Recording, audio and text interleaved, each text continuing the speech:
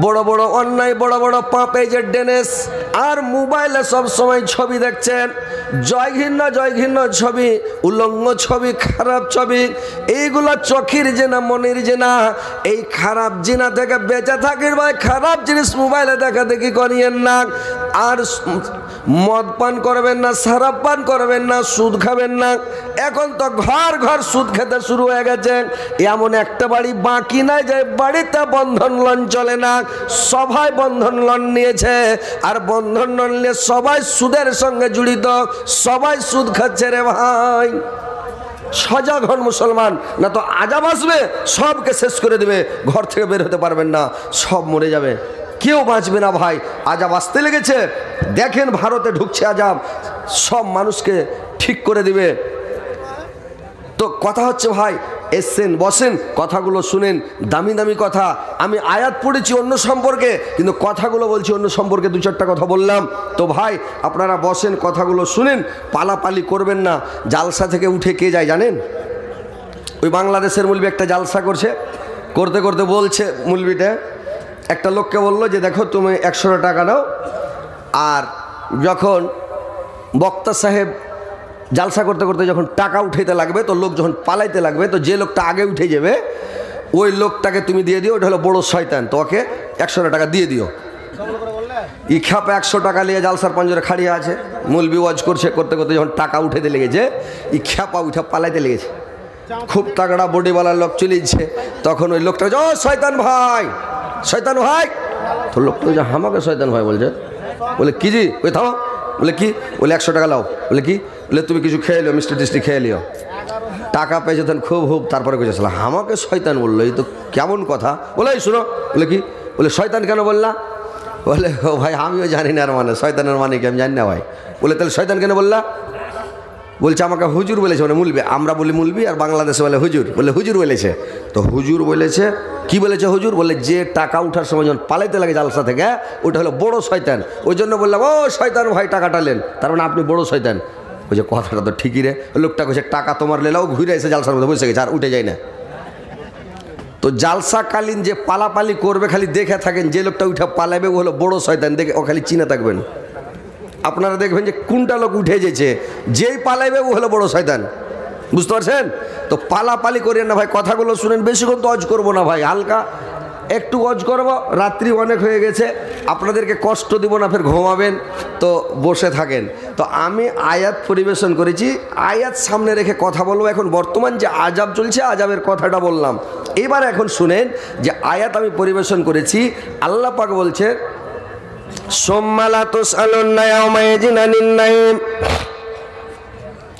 আল্লাহ বলছেন আমি কিয়ামতের দিন আমি সর্বপ্রথম আমার বান্দার কাছে আমার নিয়ামতের হিসাব আমি নেব।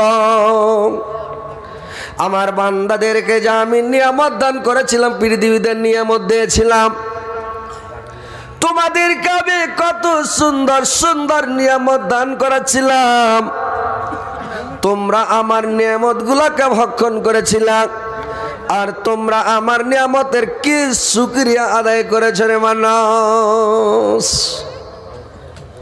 আল্লাহ নিয়ামতের প্রশ্ন করবে, ভাই আপনি নিয়ামতের জবাব দিতে পারবেন বলেন তো? আল্লাহ বলবেন রে মানুষ, তোমাকে আমি কত সুন্দর করে তৈরি করেছে, তোমাকে আমি 18,000 মাখলুকাতের মধ্যে সবচাইতে সর্বোত্তম, সর্বের সর্বা আশরাফুল মাখলুকাত করে তৈরি করেছি। আল্লাহ 3টা জিনিসের কসম খেয়ে বলেছেন যে আমি মানুষকে সুন্দর চাচে তৈরি করেছি। ওয়া তিন ওয়া জাইতুন, আল্লাহ জাইতুন ফলের কসম খেয়ে বলছেন, ওয়া তিন ওয়া জাইতুন ওয়া তুরাসিনিন, এবং তুরাসিনিন পাহাড়ের কসম, তুর পাহাড়ের কসম।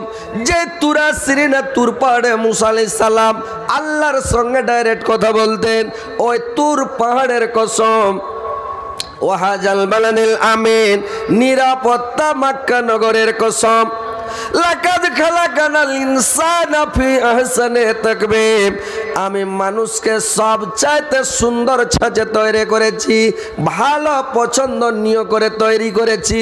দেখেন তো ভাই, নিজের বডিটার দিকে দেখেন, চেহারার দিকে দেখেন, আর আল্লাহর শুকরিয়া আদায় করবেন কিনা নিজে নিজে বলেন তো, যে আপনার মতো আমার মতো কি পৃথিবীতে কোনো মাখলুক সুন্দর আছে? জি ভাই, আছে? কথা বলেন ভাই। বাংলাদেশে ওয়াজ যখন করা যায়, বাংলাদেশের মানুষ তখন বলবে ঠিক, হ্যাঁ, না, যেটাই কথা বলবেন ওটাই বলবে। ওয়াজ করতেই মন ভরে, মানে ওয়াজ করে মন ভরে যায়। আর ইন্ডিয়ার মাটিতে যখন ওয়াজ করবেন, এদের কাছে ওয়াজ করে মন ভরবে না। বলো কি না রে তাকবীর, আল্লাহ, এরা একবারে আস্তে আস্তে বলবে, হেলা হেলা ভরবে, হ্যাঁ হু করবে না, মূর্তির মতন সুষ্টিবে ছেড়ে দিলে দেখা হয়। আপনি যেই বলেন হ্যাঁ হ্যাঁ কই হ্যাঁ যান, এরকম আবার একটু হ্যাঁ হু করবেন, বুঝতে পারলেন? জ্ঞানী যদি জ্ঞান করে তক তোমায় খুঁজে পেন তক, জ্ঞানী যদি জ্ঞান করে তক তোমায় খুঁজে পেন তক, শুধু তাকে দেখতে হতক তোর নিজস্ব দেহুকে। ওগো খোদা তোমায় ডাকি ডাকি শুধু তোমাকে, আসমান জমিন সৃষ্টি করলে তুমি নিজের হিকমতে। দেখেন ভাই, মানুষের মতন সুন্দর মাখলুক পৃথিবীতে আছে? দেখেছেন? দেখেছেন? গরু সুন্দর, ভুঁস সুন্দর, ঘোড়া মানুষের মতন সুন্দর, গাধা খাচ্চড় কুকুর বিলাই শ্রীগাল পাখি টাকি মানুষের মতন সুন্দর আছে? আল্লাহ যত প্রাণী তৈরি করেছে সমস্ত প্রাণীর মুখটা হচ্ছে নামমুখা, সবারই মুখটা নিচে। আর আল্লাহ আমাদেরকে মানুষকে তৈরি করেছে সোজা মুখ রে ভাই। মুখটা সোজা আছে না? টেনা আছে কি? সোজা আছে তো। কত সুন্দর করে আল্লাহ তৈরি করেছে বলেন তো? এত সুন্দর বডি, কিছু কম রেখেছে আমার না শরীরের মধ্যে? কার কোনো জিনিস কম আছে? জি ভাই, এখান হাত যদি না থাকে তাহলে একটা চোখ না থাকে, মাথায় যদি চুল না থাকে তো টাকলু, মাথা টাকলা ভালো লাগবে না, মুখে যদি দাড়ি না থাকে সাল্লুক হয়ে থাকে তো বলবে যে এই বেট্টি মুখা, ট্যাগ না থাকে তা বলবে ন্যাংরা। কত রকমের খুঁত রে ভাই, অনেক রকমের খুঁত আছে। আল্লাহ আপনাদেরকে আমাদেরকে বিনা খুঁতে তৈরি করেছে, আমাদের কোনো খুঁত নাই রে ভাই। আছে তো এই বললে আল্লাহর শুকরিয়া আদায় করবেন কিনা? আলহামদুলিল্লাহ জিন্দগিতে বলেছেন আলহামদুলিল্লাহ, কত সুন্দর করে আল্লাহ তৈরি করেছে আলহামদুলিল্লাহ বলেছেন জি ভাই? কোনোদিন বলেননি তো? জোর করে বলেন আলহামদুলিল্লাহ, যে আল্লাহ আমাদেরকে এত সুন্দর করে যেখানে যা লাগে ওখানে ওই দিয়েছে, নাকি দেয়নি? আল্লাহ যদি আমাদের চুল না দিত কত খারাপ লাগতো। যাকে যেগুলা চুল মানাবে ওকে ওইগুলা চুল দিয়েছে রে ভাই। যাকে যেগুলা দাড়ি মানাবে আল্লাহ ওকে ওই দাড়ি দিয়েছে। কাউকে দাড়ি দিয়েছে চাপ দাড়ি, ওকে চাপ দাড়ি মানাবে আল্লাহ ওকে চাপ দাড়ি দিয়েছে। যাকে ফুচুক দাড়ি মানাবে আল্লাহ ওকে ফুচুক দাড়ি দিয়েছে। যাকে গুচা দাড়ি মানাবে ওকে তলখানে দু তিনখান গুচা দাড়ি দিয়েছে। ওকে ওইটাই মানাবে আল্লাহ ওকে ওইটাই দিয়েছে। তো ওইটাই আল্লাহর শুকরিয়া আদায় করতে হবে যে ওকে ওইটা মানাইছে। যাকে চাপ দাড়ি মানাবে ওকে যদি ফুচুক দাড়ি দেয় এত খারাপ লাগবে। যাকে মোচ মানাবে ওকে যদি আল্লাহ মোচ না দিত তো ছুচ্ছা মুখা লাগতো, খারাপ লাগতো, ভালো লাগতো না। তো আল্লাহ যে তৈরি করেছে কত সুন্দর করে, কত ভালো করে, হাট্টা গাঠা করে বডি দিয়া একবারে, তো এটা আল্লাহর শুকরিয়া আদায় করতে হবে ভাই। হবে কি হবে না বলেন? সুবহানাল্লাহ। আল্লাহ আমাদের হাত দিয়েছে দুইখানা, আঙ্গুলগুলো যদি না দিত আমরা কিছু ধরতে পারতাম ভাই, ভাতগুলোকে জমা করে খেতে পারতাম, পায়খানা সাফ করতে পারতাম, বাঁ হাত দিয়ে পারতাম? তাহলে আল্লাহ কত সুন্দর হাত দিয়েছে। কত সুন্দর লোক দিয়েছে, যেরকম মন সেরকম স্প্রিং ভিড়া আছে রে ভাই, যেমন করবেন তেমন হবে, হয় না? আল্লাহ যদি এই বড় লোকটা না দিত, কারো যদি ক্ষীর খেতেন বা ডাল দেওয়া ভাত, এই মনে বেলচা হলে চোঁচো করে পড়ে দেবে, এটা লোক না থাকলে পড়ে যাবে না? আল্লাহ যখন এই যে দেখেন হাতের লোক সোজা, যখন একটু জমা করলেন চামচ বয়ে না গেল, একেবারে ভরেন বেলচার মুখে দেন গাওয়া গাও, যদি মুখে না যায় বুড়া লোকদের ঠেলে দেন এরকম করে একেবারে চলে গেল গাপাং করে। আল্লাহ কত সুন্দর করে তৈরি করেছে, আল্লাহর তারিফ করে শেষ করতে পারবেন না ভাই। আল্লাহ কত সুন্দর করে আমাদেরকে তৈরি করেছে, কত বিচক্ষণ করে তৈরি করেছে। যেখানে আমাদের কানের দরকার আল্লাহ কান দিয়েছে, যেখানে চোখের দরকার আল্লাহ ওইখানে চোখ দিয়েছে। আমাদের চোখটা যদি খালি পিছা দিকে দিত করে ভাই, মুড়ি ঘুরিয়ে দেখা ফের হাঁটতে হয়তো, ফের মুড়ি ঘুরিয়ে দেখা হাঁটতে হয়তো, হয়তো না? আল্লাহ আগার দিকে চোখ দিয়েছে, একেবারে হ্যালোজিন ফিট করে দেখা মরছি দৌড়, কি দৌড়াই না? কান দুটো আল্লাহ এমন সুন্দর করে দিয়েছে, দুদিক থেকে যত আওয়াজ আসবে সব শুনতে পাওয়া যায় রে ভাই। যার কান নাই ওকে জিজ্ঞাসা করেন কানটা কত বড় আল্লাহর নিয়ামত, ও কিছু শুনতে পাই না রে ভাই, ও কানে কিছু শুনতে পাই না, কত যাওয়ার অসুবিধা বলার শেষ নাই ভাই। আল্লাহর এত বড় নিয়ামত, আল্লাহ কানটা এমন জায়গাতে দিয়েছে, আর কানটাকে এমন তৈরি করে যে রেঞ্জের প্যাঁচ ট্যাঁচ দিয়ে তৈরি করেছে। আছাড়া পানি যখন মানে আছাড়া পানি বর্ষে, এক ফোঁটা পানি কানের মধ্যে ঢুকবে না ভাই, ওই প্যাঁচ পুঁজ দিয়ে কেটে বাইরে পড়ে যাবে। কোনো লোকের পানি কানে ঢুকেছে যখন খুব ম্যাঘ হয়, ঢুকবে না। আল্লাহ এমন সুন্দর করে তৈরি করেছে, আহা, যেন বান্দার ক্ষতি না হয়, বান্দার অসুবিধা না হয়, বান্দা যাতে চলাফেরা করতে পারে। আর আমার এই কুদরাত দেখে, আমি যে তৈরি করেছি এগুলো দেখে যেন আমার ইবাদত বান্দিকে করতে পারে, আমার তাসবিহ জিকির করতে পারে, আমাকে ডাকতে পারে। তো মানুষ এগুলো দেখাও কি হুঁশ হয় না, মানুষের জ্ঞান হয় না যে আমাকে নামাজ পড়তে হবে? আল্লাহ যদি খালি প্রশ্ন করে নাই, তোমাকে আমি চোখ দিয়েছিলাম, চোখ দুটো তুমি কোন কাজে ব্যয় করেছো, এর জবাবটা দিয়ে দাও। কি জবাব দিবেন? কত গালা খেপা আছে। ফজর রাখতে ফেরেশতা বদলি হয়, একবার আসরের টাইমে ফেরেশতা বদলি হয়। এই খেপা যখন ফজরের টাইমে চেতন পেয়েছে রে ভাই, চোখ বুঞ্জা তলে তলে বালিশের তলে হাত ভরে মোবাইলটা টানছে, চোখ বুঞ্জা মোবাইল টেনে বুড়াম কাড়াং মাড়াং করে টিপা, আর গান লাগিয়ে দিলেন, আর গান লাগিয়ে দিয়া পাঞ্জরে সিথানে থিয়া উলেহলি তামুক ঢাকা শুনতে আসে, এমন করে গান লাগিয়ে দিয়েছে। সকালে ফেরেশতা বদলি হবে, ওই টাইমে তুমি কেরাত শোনো, কোরআন পড়া শুনো, মোবাইলে কোরআন পড়বে, ও পড়ে যা নেকি পাবে আপনি শুনবেন অতটা নেকি পাবেন। ফেরেশতারা আপনার নেকি ফার্স্টে কলম ধরবে নেকিতে, কিন্তু আপনি মোবাইলে গান লাগিয়ে দিলেন, আর মানে মোবাইলে গান বাজছে, আর আপনি গানটাকে চালু করে মোবাইলটা পাঞ্জরে রেখেছেন। ফেরেশতারা প্রথমে তখন করেছে কি, প্রথমে আপনার গুনাহ লিখতে শুরু করে দিয়েছে, আর এমন হাইনটা গান লাগিয়ে দিয়েছে, গান বাজছে খুব, বন্ধ কালা ধ্যান কে মায়া লাগাইছ, পিরিতি শিখাইয়া আমার পাগল বানাইছ, ইলেহলির তালে আমার ঘরে উড়ে ভাইরে আমার, খবরদার গান শুনবেন না, মোবাইলে গান বাজাবেন না ভাই।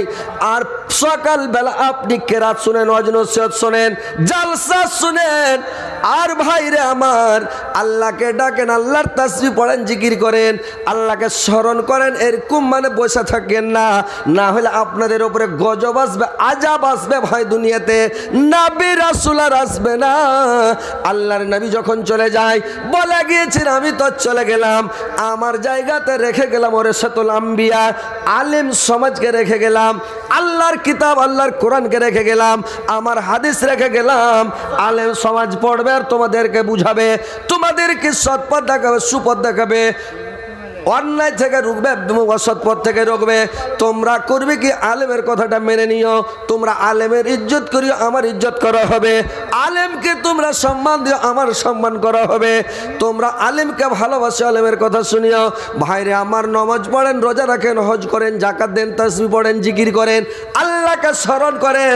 নিজের বডি দেখে আল্লাহ এত সুন্দর করে তৈরি করেছে, কেন আল্লাহ কোনো জিনিসের কমি রাখেনি?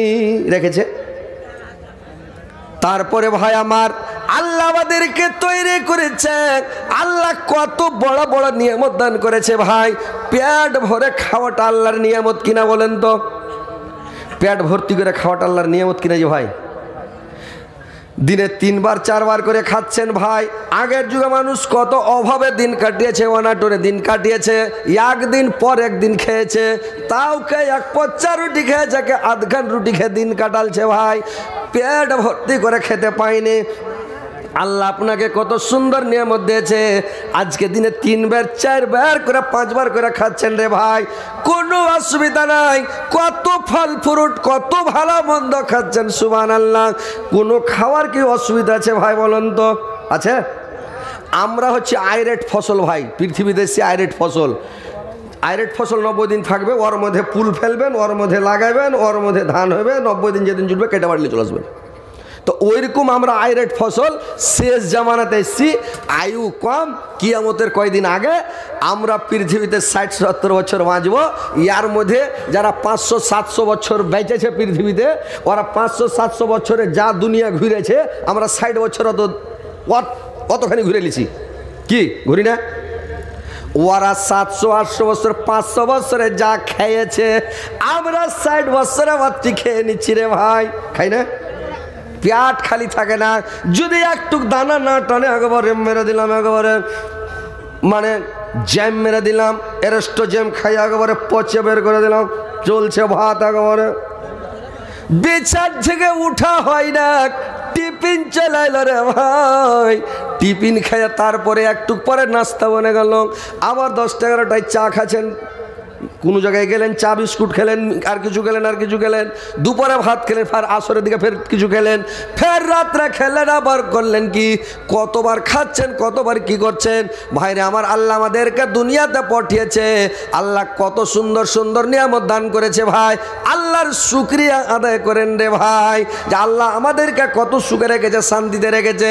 আমরা সারা পৃথিবীতে ঘুরবো, আর সারা পৃথিবী দেখে আমরা সারা পৃথিবীতে নেকি কামিয়ে আমরা এই 60 বছরের মধ্যে, মানে 500-700 বছরে যা ইবাদত বান্দেগি করে যা নেকি পেয়েছে, আমরা 60 বছরের মধ্যে অতটা নেকি কামাই করে নিব ভাই।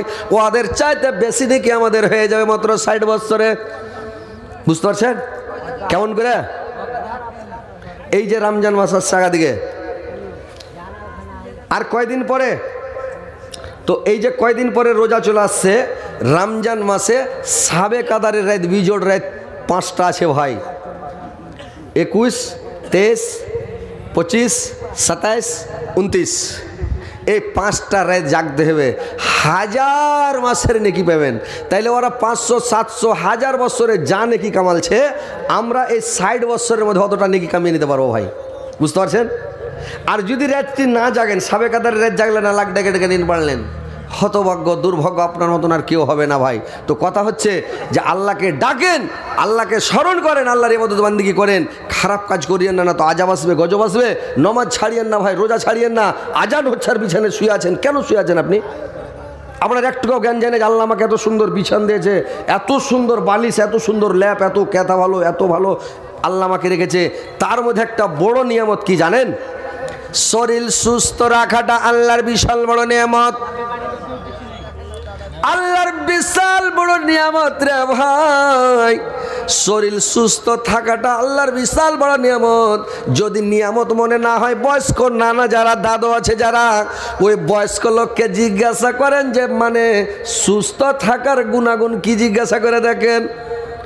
যার দাঁত উঠে গেছে রে ভাই, ওর কাছে শক্ত জিনিস নিয়ে যান, ঝুরি নিয়ে যান, 12 ভাজা নিয়ে যান, নারিকেল নিয়ে যান, আর বাদাম ভাজা নিয়ে যান, কটকটি নিয়ে যান। কত আফসোস করবে বয়স্ক মানুষ, বলবে সুবহানাল্লাহ, যতদিন দাঁত ছিল অতদিন খেলাম না, আর আজকে চাবাতে পারি না।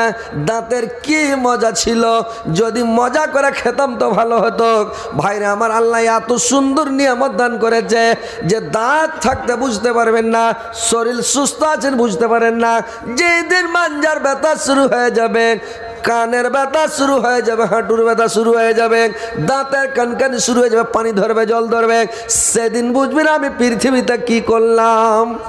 তো ভাই, সুস্থ থাকতে আল্লাহর ইবাদত করেন। সুস্থ থাকাটা আল্লাহর বিশাল বড় নিয়ামত ভাই। আল্লাহ এটাও প্রশ্ন করবে যে তোমাকে আমি সুস্থ রেখেছিলাম, তুমি সুস্থ অবস্থাতে আমার কি শুকরিয়া আদায় করেছো? জবাব দিতে পারবেন? পারবেন যে ভাই? পারবেন না। আল্লাহর আর একটা বিশাল বড় নিয়ামত ভাই, যে মানুষ অবসর পায়, যখন অবসরে থাকে, অবসর মানে আপনারা বসে থাকেন, অবসর মানে বসে থাকেন, কোনো কাজ নাই, কর্ম নাই, কিছু নাই, খালি সব সময় বসে আছেন। তো সব সময় যখন বসে আছেন, আল্লাহ বলছেন তুমি ফাইজা ফারাগদা ফানসাব ওয়া ইলা রাব্বিকা ফারগাব, যখন তুমি অবসর পাবে, ফুরসত পাবে, তুমি আল্লাহর ধ্যানে মন লাগাও, আল্লাহর দিকে মানে আকৃষ্ট হও, আল্লাহর ইবাদত বান্দিগিতে মন লাগাও, আল্লাহকে ডাকো। যখন ফুরসত থাকবে আল্লাহর ধ্যানে তুমি থাকো। কিন্তু মানুষ যখন মানে ফুরসত থাকছে, মোবাইল নিয়ে বসে আছে, সব সময় মোবাইল, মোবাইল ছাড়া মানুষ থাকে না, আর মোবাইল না হলে সময়ও কাটে না। হায় রে ভাই, একটু সতর্ক হন, বেশি মোবাইল দেখেন না, মোবাইল বেশি বাজায়েন না, মোবাইল থেকে বেঁচে থাকেন ভাই। আল্লাহ অবসর দান করেছে আপনার মতো মানুষ। আজকে 20 বছর আগে কত খেটেছে, মাথায় মাটি ধুয়ে চান্দির চুল উড়িয়ে দিয়েছে, রিক্সা চালিয়ে পাচার ছাল উড়িয়ে দিয়েছে, কত খেটে সংসার চালালছে, কত অভাব অনটন। আজকাল আপনাকে এত বড় নিয়ামত দিয়েছে, বৈশা বৈশা খাচ্ছেন, শুয়ে শুয়ে খাচ্ছেন, আল্লাহর ইবাদতটা কি করতে হবে না ভাই বলুন তো? এই অবসর থাকাটা আল্লাহর নিয়ামত নয় যে ভাই? কি ভাই নিয়ামত কি? নাই যারা হ্যাঁ কিছু করবে না, কি অবসর থাকাটা নিয়ামত কি নিয়ামত নয়? নিয়ামত। তাহলে আল্লাহ এত বড় নিয়ামত দিয়েছে, তা আল্লাহর শুকরিয়া কোনোদিন আদায় করেছেন? আলহামদুলিল্লাহ, ভালো আছি, সুস্থ আছি, অবসরে আছি, বসে আছি, বিন্দাস খাচ্ছি, ঘুরছি, আলহামদুলিল্লাহ। আল্লাহ তোমার লাখ লাখ শুকরিয়া। আল্লাহ যতদিন বাঁচবো এই সুখ শান্তিটা দিও, এরকম বলেছেন কোনোদিন? কোনোদিন বলেননি। আল্লাহর আর একটা বড় নিয়ামত, বিশাল বড় নিয়ামত রে ভাই। আল্লাহ বলছে আমি তোমাকে একটা জীবন সঙ্গিনী দান করেছি, তোমাকে আমি একটা ওয়ার্দিঙ্গিনী দান করেছি।